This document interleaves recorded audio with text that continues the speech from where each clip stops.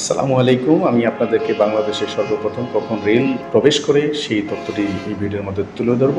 সর্বপ্রথম 15 নভেম্বর 1962 সালে সর্বপ্রথম বাংলাদেশের রেলের কলকাতার রানাঘাট থেকে কুষ্টিয়ার জাগতি স্টেশন পর্যন্ত এই রেলপথে ঐতিহাসিক যুগের সূচনায় সর্বপ্রথম রেল প্রবেশ করে।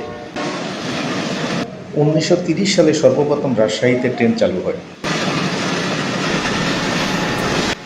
1800 শতকেই বাংলাদেশে ট্রেন চালু হয়, সর্বপ্রথম কুষ্টিয়ার জগতিতে ট্রেন প্রবেশ করে।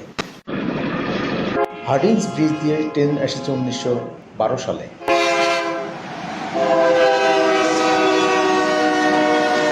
রাজশাহী প্রথম ট্রেন চলে 1930 সালে।